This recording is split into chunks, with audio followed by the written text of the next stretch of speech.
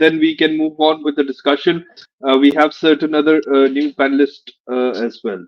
Okay, go ahead. Okay, let me start by reading the letter which he is referring to, which I have. Okay, it is goes like that. Foreign Office, November 2nd, 1917. Dear Lord Rothschild, I have much pleasure in convening you on behalf of His Majesty's government the following declaration of sympathy with Jewish Zionists aspiration, which has been submitted to and approved by the cabinet. His Majesty's government view with favor the establishment in Palestine of national home for the Jewish people. So it was Palestine, not South America, and will use their endeavors to facilitate the achievement of this object. It being clearly understood that nothing shall be done which may prejudice the civil and religious rights of existing non-Jewish communities in Palestine or the rights and political status enjoyed by Jews in any other country. I should be grateful if you should bring this declaration in the knowledge of the Zionist Federation. So, it's clear that what I had said, that they were planning to make a Jewish national Yes, home there. Yeah, it is written. no, sir. Point number one. And So now when coming. you state, when you, sir, very respectfully, when you state that Palestine, or many people state that Palestine, the name does not exist in the Balfour Agreement, which was like more than 100 years ago. Like you very well read from your own words, it states that. On top of that, it is a pledge in regards to that. And after that declaration, like I told you, I'm glad you finally read that letter, sir. I am humbled that you are going from this platform a bit more knowledgeable than you came. Then the next thing, the next step, I would like I said, we can go through the entire thing. Please go and check what were the committee room meetings after that.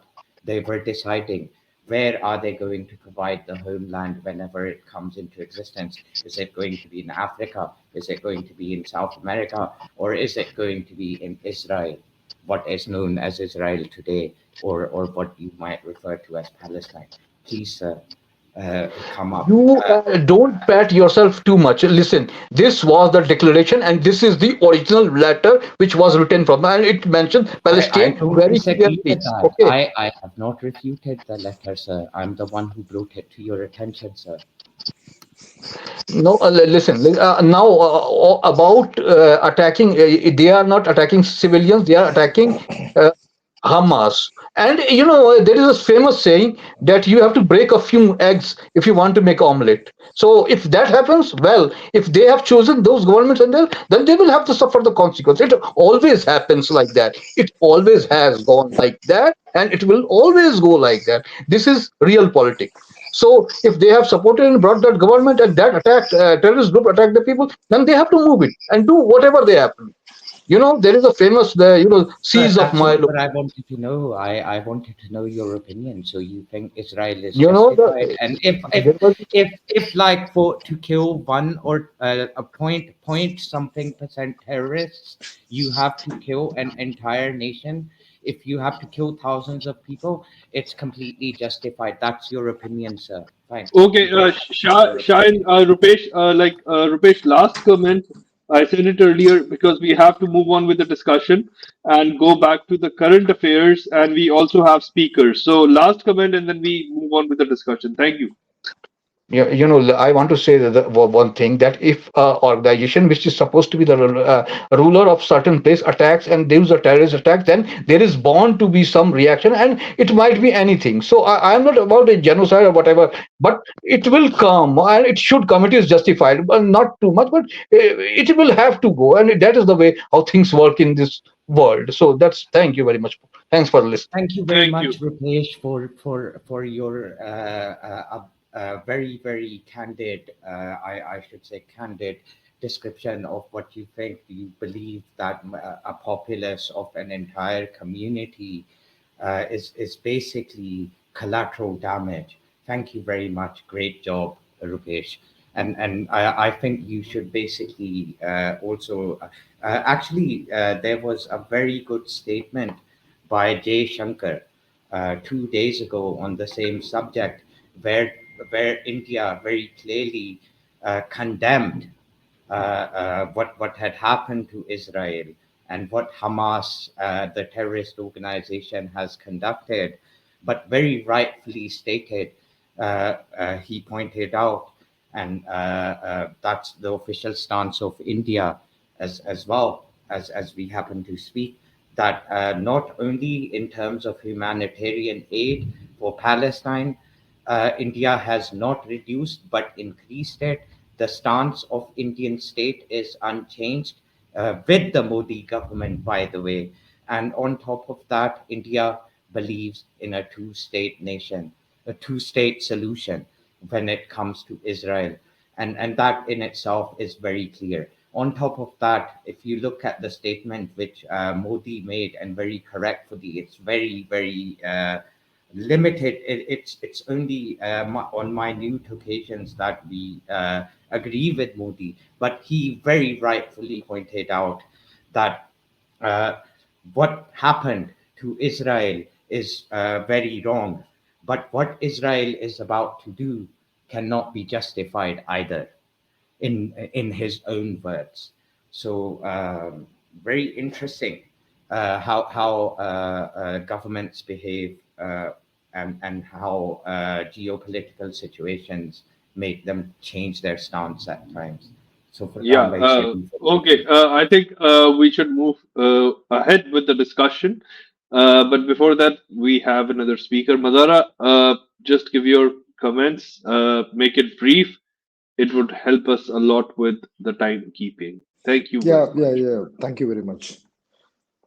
Look, like there is no like India has been all like I come from India, so I really applaud my government since the beginning, since the independence, that they always supported Palestine.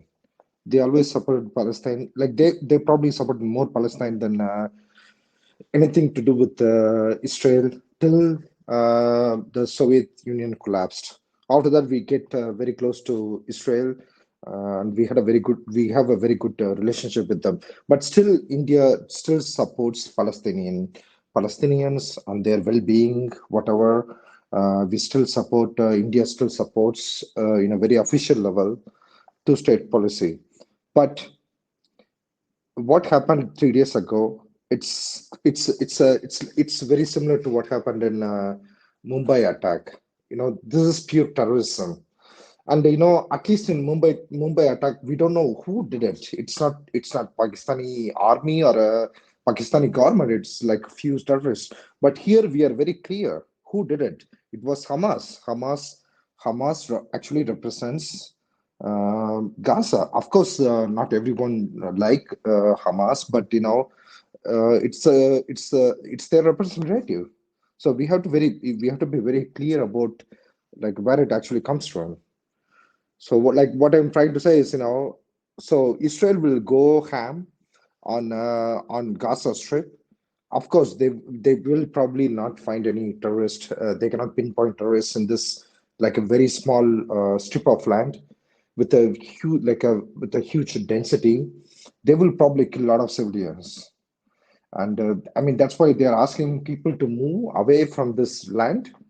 So, but when the people move away from this land, when everyone like if they're like the thing is, Israel will do what I think it will do.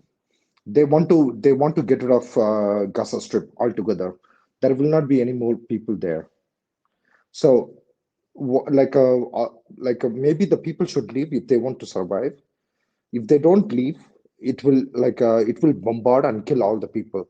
It is there.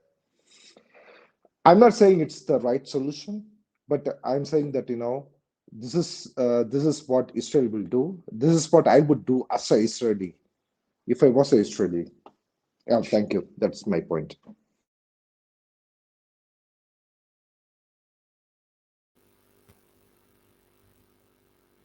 Uh, I guess that it's the right time if you have anything to showcase. कोई आपने Well, uh, yes, of course.